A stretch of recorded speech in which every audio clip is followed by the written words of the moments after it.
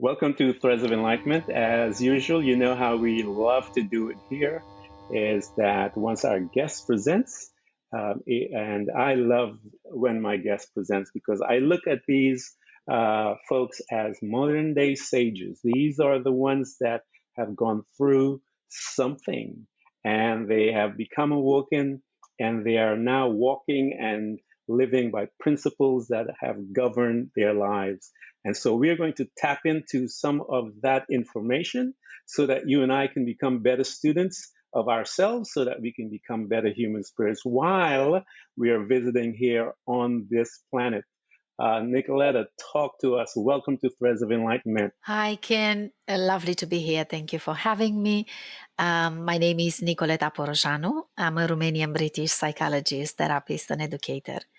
And if I would choose to say what I'm doing in just a few words, I am guiding happiness seekers through their journey of self-discovery, healing, and personal growth. To say a few words maybe about me, or I leave it to you. Oh, no, go ahead. Tell us about Yeah, your practice, and right. then we'll go back and talk about all the fun stuff. Uh, Okay.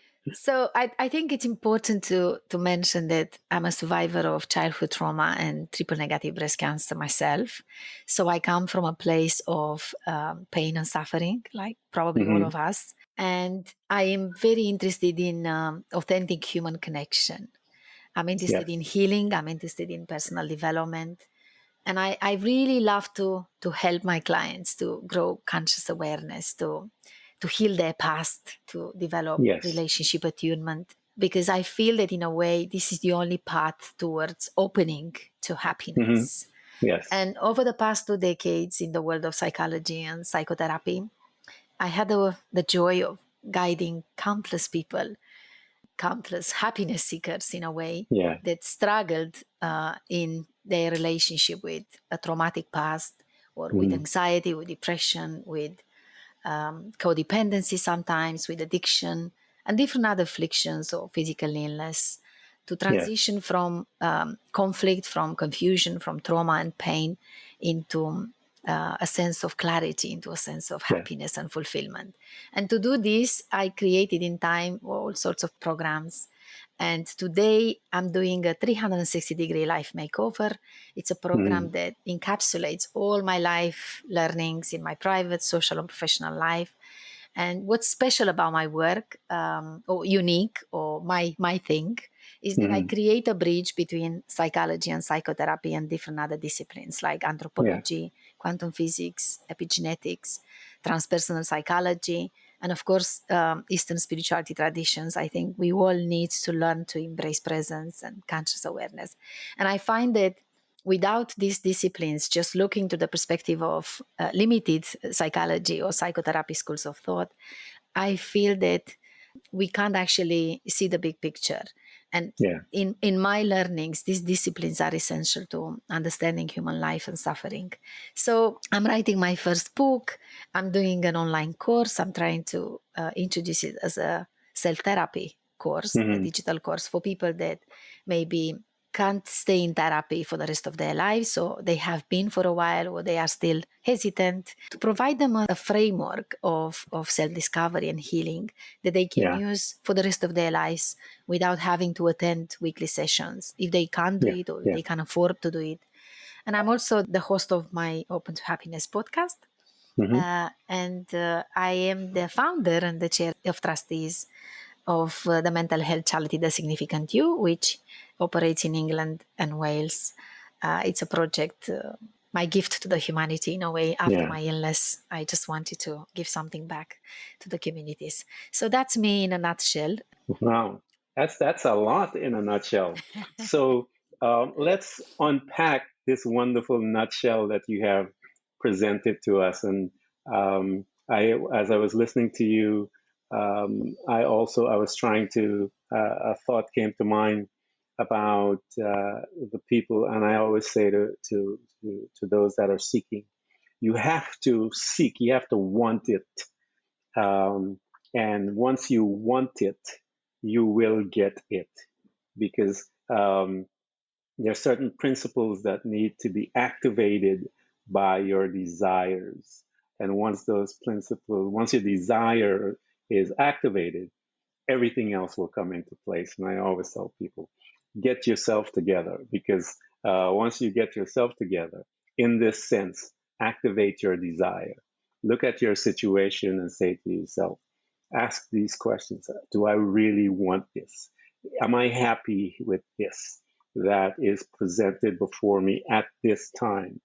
If you're not, activate that desire, because once it's activated, everything else you'll pull your energy, will pull all the people, all the situations into your life that will cause you to begin to start that journey. So, Nicoletta, here we go. We're going to go back to when they started programming you. You got your mom and dad are in the hospital. They give birth. This beautiful baby comes out, and this beautiful baby is in this family. Tell us about your family and your parents. Right. Well, I was born. I was the second one in a working class family in a Mm-hmm. communist Romania in the early Mm-hmm. 70s. When parents were going to work 7 days a week. I don't know if many people know this in the world, but this is still happening across the world in Yeah. many parts. We are not aware of it in our Western world. And when I was 4 months old, my parents took me to my grandparents. This was the culture on those times. And I Mm-hmm. spent my first 7 years of life with two beautiful grandparents, a very wise grandfather that was Uh-huh. prisoner in the war, was injured. He was a sage in the village. He was very Wow. wise, a modest, humble person, but really Mm-hmm. loved and appreciated. And a very mystical grandmother who was the healer in the village. And Wow. everyone would come for potions and a little bit of talking therapy on those Yeah. times. Yeah. Mm-hmm. So they were very kind and caring. I was blessed. I think they allowed me to really develop that kind of secure attachment Yeah. Yeah. and develop a sense of respect and trust in the humanity. But when I moved back with my parents, when I went to school, I was exposed to domestic abuse and some neglect naturally Mm-hmm. because they were trapped in their drama, whatever was Yeah. going on Yeah. in there, with an alcoholic father, quite violent, and a codependent mother that would never say anything against it and we Yeah. just Yeah. go with the status quo, what's happening. Yeah. And at about 8, I think I had my first spiritual awakening when I realized that my neighbors are somehow different than my parents. And I wondered, Mm-hmm. what is this about? So I started to observe the world quite early and have that kind of sense of myself. It was Yeah. obviously early stages, it was a childish sort of exploration. But my sister came about, my little sister came about soon after. So I became the caregiver. Mm-hmm. Part of my childhood has been a little bit stolen in a way, if you want to Yeah. think Yeah. about it. Although there's been time for play and to enjoy those wonderful years. But for about 10 years, when I returned to my parents until I left home, I went quite deep into my self reflection. I read a lot. I was searching. I tried to find out what's going on. Is this Mm-hmm. our family? Or is this the norm? Is this Yeah. how it Yeah. has to be? Because I was challenging. I was actually the only one in the family that was challenging my father, and I Yeah. felt like I'm the only one that is facing him. And it didn't change much, but it changed inside me, Mm-hmm. the way I'm approaching the world, the way I'm developing my identity and the sense of self. So that's kind of followed me in life. It's been the beginning of that kind of self inquiry that never ends, and Yes. I'm still Yes. on this path. I obviously I qualified as a clinical psychologist, and then that wasn't enough. I worked in palliative care with the dying. I was very young. I wasn't Mm-hmm. ready for this. So there were so many existential questions showing up that I did not have answer to. I wondered, what is the point of this existence? People were Yes. living this world, this life without having that kind of meaning and purpose, that kind of understanding. What was the life about? They Yeah. had so many regrets. They were quite unfulfilled. So this kind of inquiry always continued. I wasn't sure which way it will lead, but at some point I've decided that this could be maybe a cultural thing. So I wanted to find out if it is or not. So I moved to Yeah. London and I spent my last 15 years in London. I was really embraced by this culture, the British culture, Hmm. naturalized there now. And I've Yeah. changed as a human being. And I'm grateful for all of these learnings and teachings. And I had the chance to work with 49 nationalities, which I feel Wow. it's been That's absolutely beautiful. mind blowing. Yes. And Yes. it allowed Hmm. me to realize that we are not different, that it doesn't matter where Yes. we are born, Hmm. what's going on within our culture. We kind of go through the same life challenges and we respond to the same adversities Yeah. sooner or Trauma later is in life. trauma. Yes, Trauma absolutely. has does not understand and does not see color, doesn't know anything about it. Um, Yes. Trauma is trauma, and how we deal with that as individuals. That's the difference, I think. Some people like yourself. I'm listening to you, Nicoletta, and I'm hearing this theme. I've interviewed so many people, and a lot of them that have started the journey of self development and all of that stuff started at this young age when they were a little different than the others. And the difference came with the deepness of self reflection, looking at self, looking at the behaviors of others, studying self, studying the behavior of others. And it's really interesting to hear you. Articulate that. And as you're doing that, I'm remembering all these different conversations about people about the same age and how it propelled them into this life of seeking knowledge, seeking self development. And it is a difficult journey. I am not here to tell anyone that this is easy. It is difficult, and it ought to be difficult simply because we have created these giant belief systems that we have to dismantle. And that's the difficulty part of it, because it's painful to face those giant lies that we have built up and given strength to. But it is the most rewarding, it is the most beautiful thing you will ever do while you're here on this planet. One of the things why I started Threads of Enlightenment, Nicoletta, was because I saw people 80s and 90s never ever starting that journey. And it broke my heart to see that. And I wanted to create a space by which we can have conversations to wake people up to the fact that they are greater than what they have been programmed and believed. Here you are, Nicoletta, you're this young girl getting all these insights, looking in, becoming a student. That's a traumatic situation to be placed in from your grandparent, to be placed in that boiler room of actions with your family, your parent. How did those situations there begin to impact and form the mentality by which now you are perceiving life as a young girl? Uh, First of all, I'd like to agree that offering ourselves this gift of self discovery is the best thing we can do for ourselves in life if we Oh manage yeah. to do it. Hmm. And I agree that some people don't get the chance to do it. Maybe it's in their Yeah. karma to not do it. Maybe it's not happening in this existence. But for me, I think it's been a sign of self love to be able Hmm. to go within, to Yes. permit myself to Yes. go within and acknowledge what's been Yeah. happening in my life. In a way, I never took it as being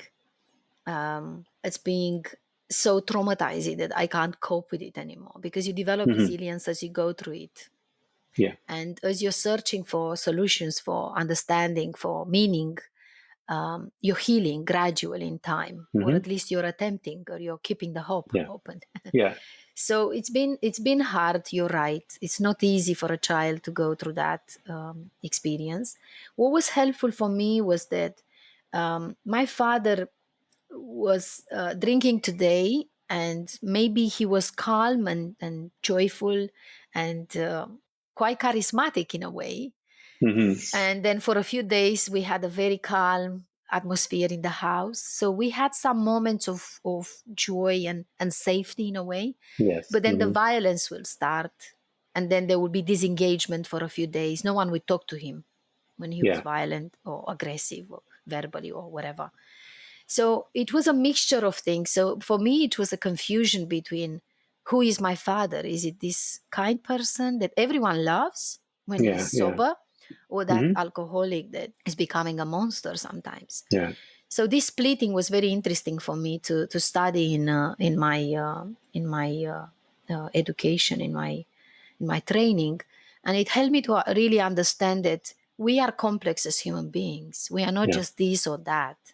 We Mm-hmm. are on a continuum of experience. We can be anything, from the Yeah. most beautiful human being to the most evil. Mm-hmm. Every single one of us. And I have been through those stages myself. And Yes. the Yes. trauma that's been passed on to me has Yeah. been part of my genetic memory. And I passed it on to my son now, Mm-hmm. without realizing in time, in all sorts Yeah. of ways of behaving and cues and expectations and so on. Maybe I didn't do what my father did, but in a way that's continued to be transmitted further. So now the work is about healing myself, understanding what's been happening, and Yeah. helping creating a platform in a way for my son to heal himself as well. Yeah. He doesn't want to have children. He said, everything stops at me. Don't worry about transgenerational trauma. I'm not going to do anything. It's going to stop here. We don't know it's going to be like that or not. But in a way, yes, it's been hard. But as long as you remain connected with yourself and you do that work, you do that inner work day by day, and you Yeah. remain committed to this self discovery, to this healing, to Mm-hmm. this Yeah. post traumatic growth, then everything changes. I found it very helpful to study, to be in therapy myself, and to work in the clinical practice and learn from my clients, because I'm a practitioner researcher as well. So the best Yeah. learnings for me came from my clinical work, not from the Yeah. books, I would say. Yeah. I think looking into my life and looking again into the lives from conversation of other people, I believe that the traumas that we receive from our parents, we take it and we change it. Um, we adapt it to us. And when we adapt this, whatever those behaviors are, to our being, it is disguised in a way. And it is so familiar to us because it helped us cope with the initial um, encounter. And because we have disguised it a little and caused it to come into us, we don't recognize that we are doing it because we changed it. We changed how we now manifest this thing that was coming down from our parents and whatever is done a little differently. So we don't really kind of like grab it and say, "Oh my God," until much later when we are really beginning to go into those corners, those hidden rooms that we have closed the doors on in our memory and stuff, and started ripping those things apart. Then we begin to notice these things and go, "Oh my God, oh my God, oh my God," and we realize that we have behaved that way, but it changed slightly, and we are once we are aware of it, we spend the rest of our life in dealing with arresting those thoughts, those memories, and then slowly beginning to dismantle them and take away their power, so that we do not transmute this into the next generation. So we try to change it and try to basically put an end to it. I think I always say we take out the oxygen from it so that it's not able to grow and Yeah. and penetrate the next generation. It is a constant battle. It is one that you and I have to become. You become a soldier in a way to your thoughts, to your behavior, to your patterns. But it's beautiful. It's painful, but it's beautiful. And everyone ought to do it because it is exciting. You don't know where it's going to lead because it's creating a new you. But I can tell you that it's beautiful, though. So here you are. You're dealing with some of these things. You've gone into the practice, and so you've studied some of these.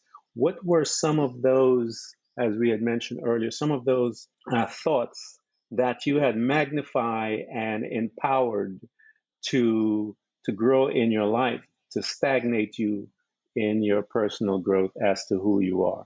What were some of those thoughts that you had, you realized, some of those thoughts that morphed into behaviors, whatever fear it was, whatever, maybe something I didn't like myself, or whatever it is that we build up? Where are some of those things that you recognized, and then you had to deal with them? I feel privileged. I think this is a sign of luck for me to have had this kind of sense of self quite strong, because I Hmm. had this experience with my grandparents. I Yes. I modeled them in a way. They were my mentors, not my father and mother. I was Yeah. connected Yeah. to them. So I wanted to replicate that. I thought of myself as being that in the world. I Hmm. chose since I was very young, very early in life, that I'm gonna I'm gonna follow my grandparents, not my parents. Yeah. I could Yeah. make the difference that this is aligned to me. This is right for Yeah. me. This is where my values stand. Yeah. So I had a quite strong sense of self and self-esteem and confidence. I did not Hmm. struggle with this a lot. I didn't Yeah. think bad of myself. My father used to say that I'm this and that. So he would, gaslight me for Yeah. everything. He would place responsibility on me or on us all for different things that he was Yeah. frustrated with. Yeah, Yeah. like sometimes addicted people do Hmm. when they feel stuck. But I never internalized that. I didn't believe him.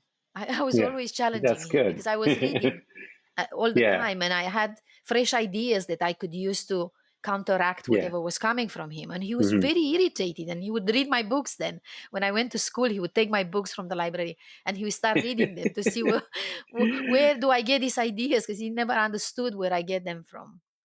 I think I was connected in a way with the larger consciousness Yes. somehow, Yes. and I received messages in ways that were not necessarily written in the books. Yes. But I think I did not struggle much with not being good enough, or not being accepted and loved, although I Hmm. longed for that kind of acceptance, for that kind of connection in all my circles. I longed for Yeah. that in the family, in the group of friends, Yeah. in the family that I created myself then when I grew up, in my work as well. Without knowing, we are in Hmm. countertransference with our clients, Yeah. wanting obviously to receive what we give. Yeah. Yeah. And that's been a sort of a theme in my life. But I think that's human, it's common to all of us. Hmm. um, Fears, I think my only fear was cancer, because Yeah. this is what's been my fear.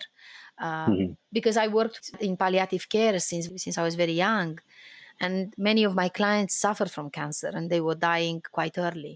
I did not have Hmm. only old age people that Yeah. were towards the end of their life dying of old age. They would be young people in their 40s or 50s that would die. Yeah. So I had this kind of fear of cancer, and then when my mom died of cancer in my arms, Hmm. that's been amplified. And then a few Yeah. years later, I was diagnosed myself with breast cancer, with a Hmm. very rare and aggressive form of breast cancer. And I was in my mid 40s. And I thought, that's it. That's the end of the road for me. Because I Yeah. associated that experience from my work with the patients Yeah. that were Yeah. dying. And that's been my fear all along. So I managed to transcend that. I survived. I didn't die. And now, Hmm. obviously, I'm taking all of these learnings with me because there was meaning. I didn't want to waste Yeah. my pain. There was some meaning there. It Yeah. came to allow me to go through a deeper sense of awakening and understand a bit more and transcend this limited mind, because that Yeah. was my main enemy in life. Being stuck in that mind, in that programming, in the conditioning, in everything that I've Yeah. learned that I thought I know, Hmm. and I managed to overcome that. And now I'm spreading the message, and I take this to all of the others to help them do it as well. Excellent. Now we're gonna stay here for a little, because this is really Yes. important. there's a couple of principles that were activated and mentioned within the conversation that you were having just now. Um, there's a story in the Bible, and again, I use the Bible because it's what was my background, but I pull out the principles out of these things. There is a gentleman in the Bible where it's called Job, and he made a statement one day after his kids were dead. He lost all of his cattle. Everything crashed. Everything in one day crashed. And he makes this statement: "The thing that I have feared has come upon me." And so, um, what I gathered from that is that I believe we are energy, and we pull those energy that, and fear is a powerful thing that we are not aware of. In some cases, most people are but they're pulling it. They don't understand what's happening. That thought, it is that thought, because I had to deal with some of those in my life. One where the thought was constantly on my mind that I would die young. And I remember battling that, saying, that's not going to happen. And I would have to break that cycle of thought. So here you were again, and because of your situation, you're in a place where you're seeing this disease overtaking people constantly. It came in and overtake your mom. You're fearful of it. It comes upon you. This is the battle. Talk to me, Nicoletta, right here, because it's important for people to understand how you what did you do to deal with this fear, to now overcome it, to become a survivor? Because housed in that relationship with your fear is power. Can you talk to us about that relationship, and how did you manage to be where you are today as a survivor? Sure, I would love to share this experience because I think it's very powerful. Yeah. It's very empowering to all of your listeners. To be honest, at the time when I was diagnosed, I was shocked. There was a sense of Mm-hmm. shock. I didn't believe it. It took me a while to actually, digest that Mm-hmm. and take it as a reality. Yeah. At the time when I was diagnosed in my mid 40s, I have been already through 30 years of formal education. Mm-hmm. 15 years of them have been studying psychology and psychotherapy or counseling at university and postgraduate level. So I've done a Mm-hmm. lot of training. You would Yeah. expect, and I've been in practice for a long time. I had thousands of hours Yeah. of client work. Yeah. Mm-hmm. So you would imagine that someone like me, when this person gets diagnosed with cancer, Yeah. it she will have the tools to deal with this with no Yeah. problem whatsoever. Well, it didn't happen because it Mm-hmm. wasn't the psychologist or the therapist getting cancer. Yeah. It was the Yep. human being, the Mm-hmm. women, the mother, Yeah. the wife, Yeah. the everything, the friend, Yeah. the self. Yes. you, you Mm-hmm. know. So it was really hard. I didn't even want to have chemo because Mm-hmm. I thought it's going to be too invasive. I thought it didn't help my mother. It didn't help all of my patients. Why destroy the last few months or years of my life? I'm just Yeah. going to cope like this. Yeah. But of course, my family pushed me and they thought, you can't give up. They thought I'm giving up on life. That was Yeah. their understanding. For Yeah. me, it was more about searching for Yeah. options. What Mm-hmm. options do I have? So I made three different plans: up to Yeah. 5 years, up to 10, 20 plus, if Mm-hmm. I die older. Yeah. And I was prepared to actually look at this in a very rational way and Mm-hmm. accept it as part of my life. But it wasn't that easy because I had to go through a lot of understanding, and I struggled to understand from my conceptual mind. Yeah. It didn't make sense Mm-hmm. because with my genetic mutation, only 50% of the women get breast cancer. So why did I have to be into that 50%? So Yeah. if you read Viktor Frankl's Man Search for Meaning, I was all around there. Why me? Why Mm-hmm. now? Why is this Yeah. happening Yeah. to me? Trying to just get some meaning. And I couldn't get it through the intellect. It didn't Mm-hmm. happen to me. So whilst I was pondering on all of these questions, I've, I've had a chest infection. And I'm talking about that. I'm talking about that in the video that I just posted on YouTube. Mm-hmm. I had a severe chest infection. I didn't know I had it. I was 2 months into my chemotherapy treatment. And I Yeah. nearly died. I couldn't eat or drink. I had all the symptoms in the world from chemo. I basically thought I'm dying. That's it. It's Mm-hmm. because of the cancer. It's because of the chemo. And at some point, I was taken to the A&E, and they tried to hydrate me and bring me back to life. But whilst I was there in that bed in the A&E department in the London hospital, I felt that life is stripping out of me. I'm actually going. And in Mm-hmm. that moment, I was still very attached to the outcome of what's happening, Yeah. you know, very attached. And I knew the Buddhist principles, and I've done a lot of reading myself and some little practice around, you know, spirituality.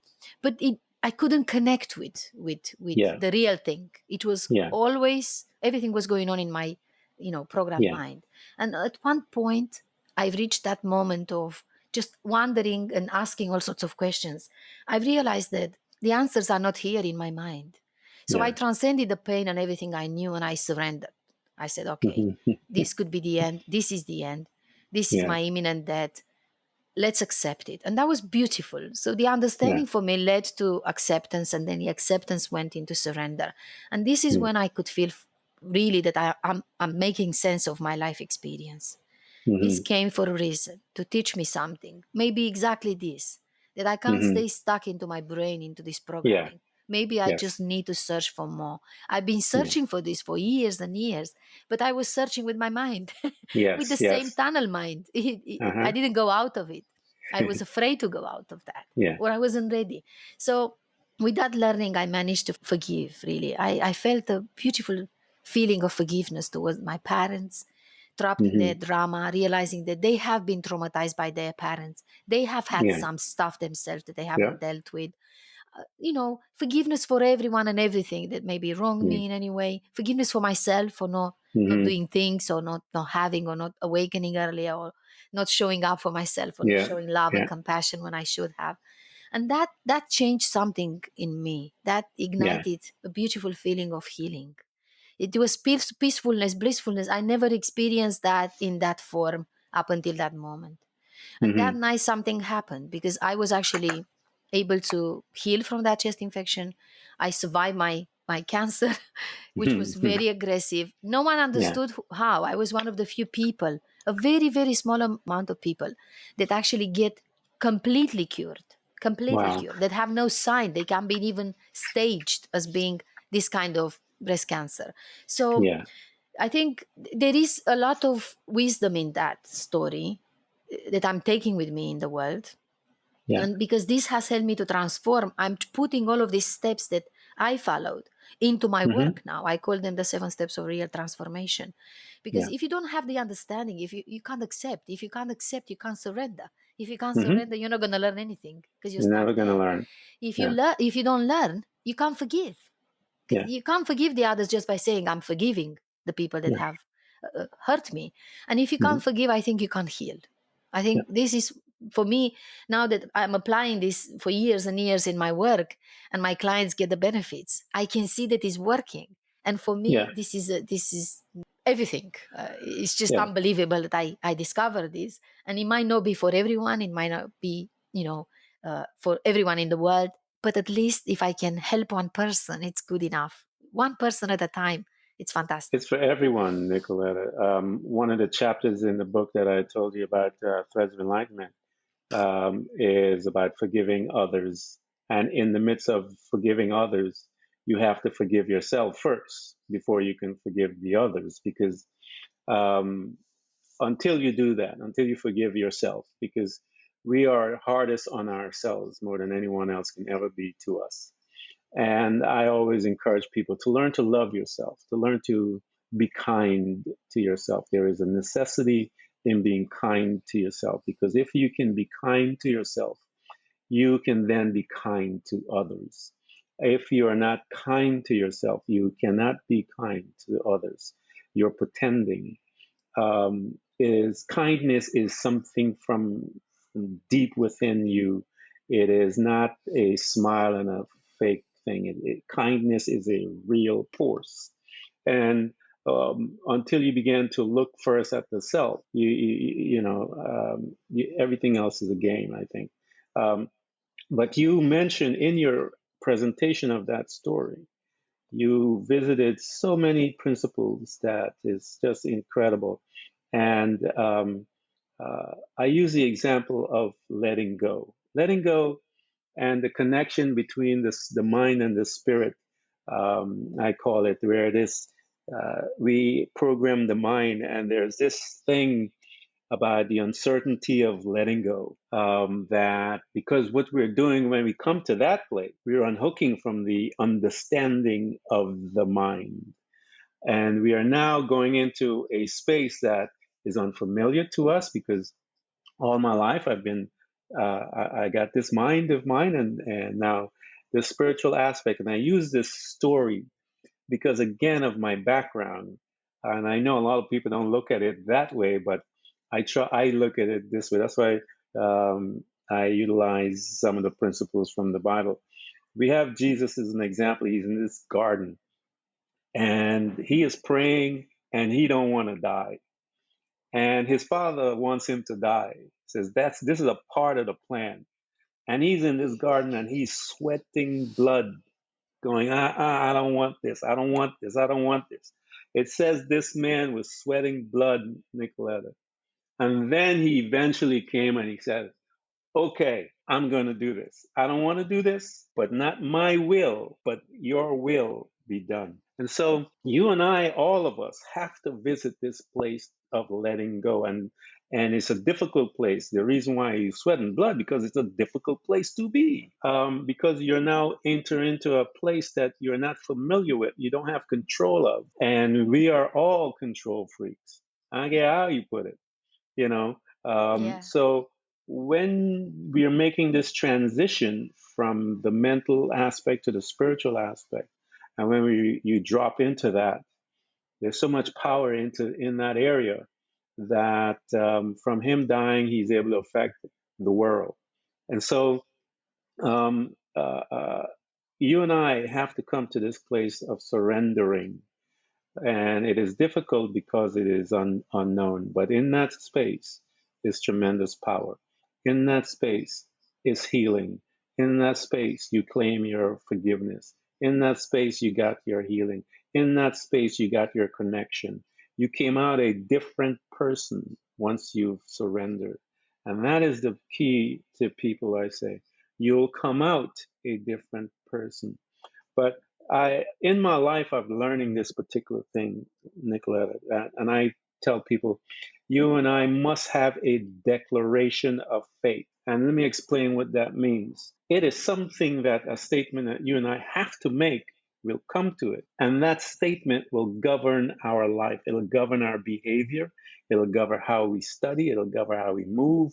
It'll push us when the time gets hard. Business will call that a mission statement. Every business that does not have a mission statement will fail. Everyone that does not have a statement of faith, it is something that you put into, you said to yourself, okay, I am going to surrender. That was your statement of faith in that circumstances. And I tell people, in your circumstances, you'll find your statement of faith if you allow yourself to get it. And once you get it, because that's the peace that you need, that's the power that you need. I'm telling people, my God, if you don't have that, you have no direction. A company does not have direction until they put their mission statement together. And that it doesn't that mission statement will morph and change as you move on in your life. It is just for that specific situation. It can be a global, like you said, you wanted to be a therapist and a psychotherapist. That's the global piece. But you had individual situations that came into your life that demanded a statement, a declaration that will move you to the other. You bring your clients to that place and they make that statement, and then you hold them to it. Great place to be. It's beautiful to see that you got that after you surrender. And a lot of people I tell them, you don't get it until you surrender. You're still fighting. If you Yes. haven't surrendered, you're still fighting. You're still holding on to that, to your ability that is connected to your head that doesn't have the answer. Because if you had the answer, Nicoletta, you would have dealt it a long time ago. You're not a masochist that want all this pain. So because you didn't have the answer is in the spiritual realm. You gotta surrender to make that transition from Connection. one to the Hmm. other. Yeah, you can't do it. So the statement of faith, I tell people, is when you surrender. Absolutely, I completely agree with this. I think you're right that uh, kindness to the self is necessary, is important. It's the Absolutely. beginning. Yeah. Unfortunately, we are not teaching our children to be kind to themselves. No. We are teaching them to be the best, to Yeah. perform very well, to be competitive, and they Yeah. internalize anxiety and fear and that kind of syndrome of not being good enough since they are very little. So they don't Yeah. know how to be kind to themselves. They Hmm. don't even see it in the family. Parents don't Yeah. show it to themselves either. So it's a cultural thing specific to our modern world. And the letting go, I think you're so spot on. I love the way you explained it. It's such a beautiful uh, way of sharing with the people the journey. How Yeah. and what's happening at the end? What do you get at the end? It's finding your purpose in a way in life. Yes. That's Isn't your it? mission that you're talking about. Yeah, Yes, it's the mission. and stripping yourself from everything that is false to Yeah. get to the point of your being, who you really Yes. are, yourself, Hmm. in your Hmm. authentic self. Yes. But I can appreciate that for many people, it's quite confronting and challenging to let go of the control that they have in life or they think they have Yeah. in life, the Yes. attachment to everything they know, Yeah. because it's so identified with them. It's Yes. such It's important part of their identity. hmm But when they do, then everything changes. That's everything when you changes. It's a actually new start. you. Yes, that's when you Yes. start actually living your life, your Yeah. real life, in You're control giving of your birth to life. some. Yes, you're giving Yes, birth to something different, something totally new. Because and I asked the question: if it was in your ability to change it, you would have changed it. absolutely. If it was in the natural realm, but it is not. The answer is not there. The answer is inside of you. And when you give that part of the being permission to do and to act and to be, it's a brand new world. It's something new that has been waiting for a long time for you to get to that space. Because in that space, you're able to be cured from a disease that not many people make it from. In that space, you're able to renew your mind, your thoughts, your energy, renew your wisdom that you will get at in that space. From that place is the answer that you have been waiting for to give you the direction for the next 5, 10 years of your life to start you and your family on a totally different trajectory forever. You've just changed it all. And I know it's a hard place. I use the example about Jesus because I wanted to show people it's hard. Uh, to the point where you're sweating blood, that's a difficult place to be. None of us have really sweat blood, but to get to that point, we don't want to surrender. We don't. And but beyond that, people, trust me, it is a totally different life. And my hope is that you, as you're listening to us, that you learn to surrender. It's a great place. It's a difficult place, but it's a great place because there's a new world beyond that. Um, Talk to me about some of the, you're in your practice. You're now have been practicing for many years. You're doing your books. You're doing all of the things now. This newness of you as you have learned how to control your thoughts, how to take a disease that is designed to kill and change it, bring the victory through that. And I believe, Nicoletta, and I tell people this, the reason why this happens to us is because God, who, whatever you want to say, can trust you with the experience that you're not selfish to hold on to it, can trust you now that you can turn around and hold someone else's hands that was in that very same seat that you're in and comfort them, hug them, walk with them, smile with them, and to bring them out, to make them aware of who they are. That's how we're bringing them out. We're just making them aware of who they are, and that. I am here with you. You're not alone, because a lot of people think they're alone.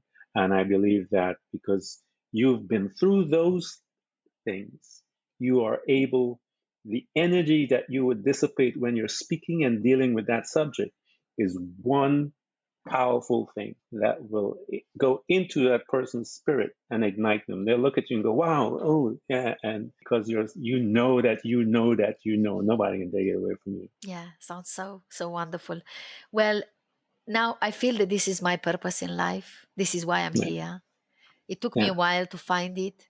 I Hmm. went through all sorts of different other roads before to figure out if this is what I need. I went through different steps that were necessary for me to go through Yeah. so I can arrive there. So now I love to spread goodness and well-being in the world, and I want to share Hmm. my story, and I want to encourage people to believe that they can actually transform their lives. All they Yeah. need to do is to become aware that life doesn't feel good inside of them. If there is Yeah. something that makes them unfulfilled, that is not aligned with how they want to experience life, who they feel they are inside, Hmm. then make that change. Start making that change. It's not such an easy journey. People need a little bit of convincing. They need a little bit of testing themselves. They need a Yes. little bit of trial. They are tested Yeah. in all sorts of ways, usually through Yeah. pain and suffering. That's the way to go. Awakening doesn't come through Yeah. weddings and having a party or anything like that. No. It's usually coming after the party when you deal with the aftermath. Yeah. Yeah. People don't understand creation. Creation is, there was darkness first. It is in the darkness that the creator is seen. If there is no need, if everything is nice and grand and perfect, all the planets align, the creator has nothing to do. Just look at it and enjoy it. But when darkness is in our life, in whatever form it comes, it is there for the creator to begin to create. And the creator in the darkness, that's why I say to people, that's the place that you will find and locate your statement of faith. Why? Because it will strip away all, that dark place will strip away all the crazy belief system and whatever, and you're going to start asking the real questions. It is in the darkness that you will find your statement of faith, because it was in that darkness that God found his, and he said, let there be light. So he had to come up with one, and it was in darkness. So if we are creators, we then have to find our space, our statement, our mission statement, that thing, that phrase, that connection that will make you get up and walk. And when the painful time comes, you're going to keep walking.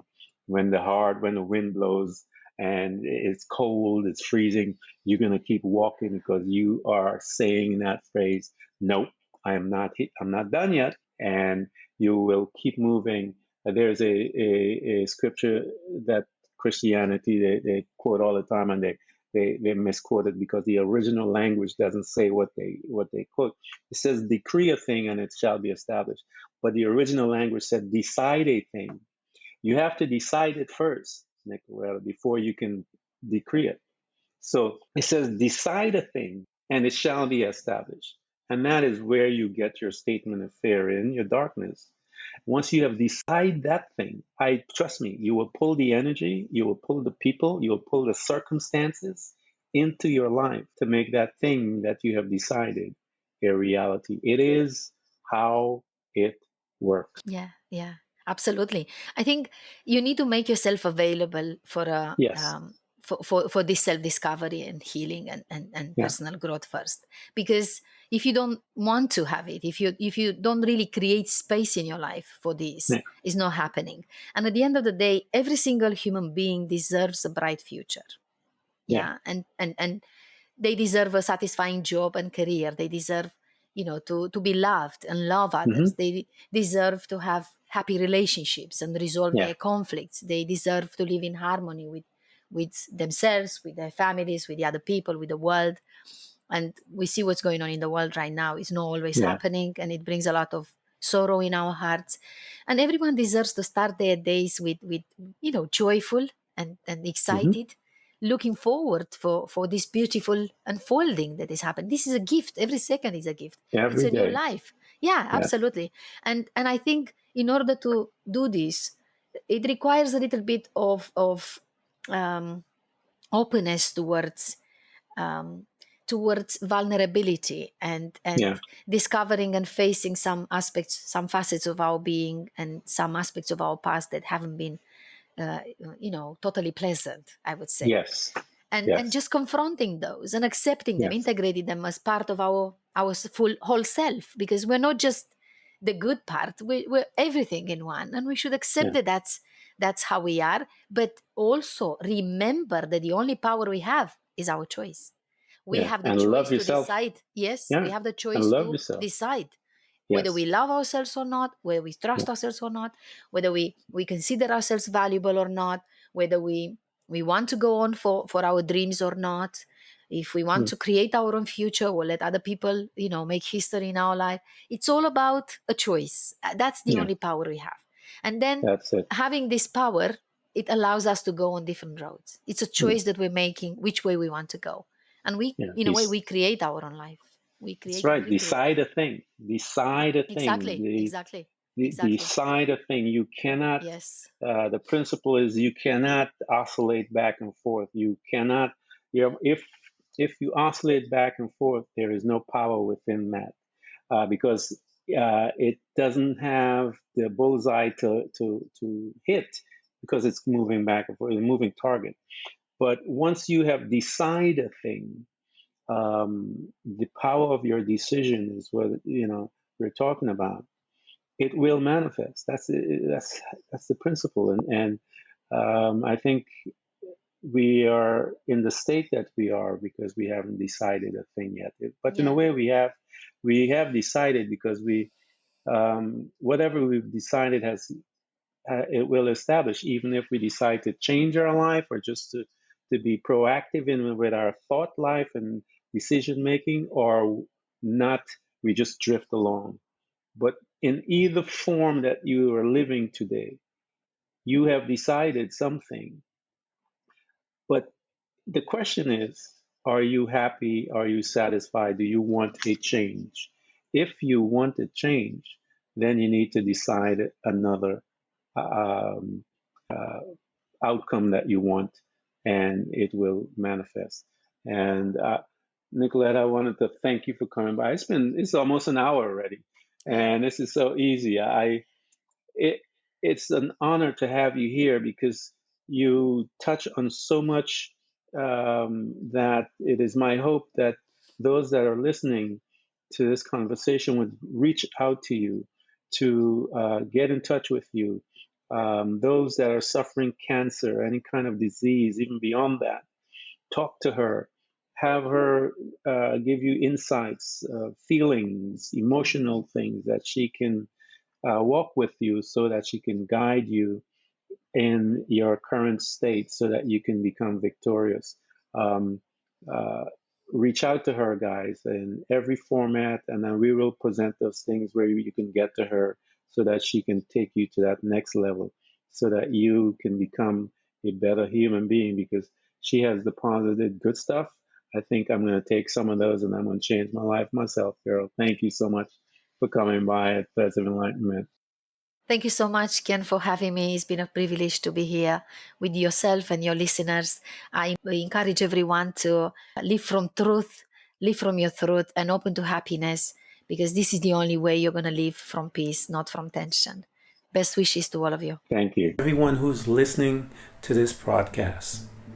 We hope to continually help you to learn how to embrace moments of darkness, because it is in the darkness that we learn how to develop and use our abilities to truly see those parts of ourselves, often invisible to us, in the light. It becomes your responsibility to navigate through all of your trials, to find out who you truly are, and begin your journey to loving yourself, which is possibly one of the most difficult things you will ever do in your life. To love yourself and to find the real you, but always remember to enjoy the journey. Thank you for coming by. Please subscribe. And if you can support us financially, we deeply appreciate it.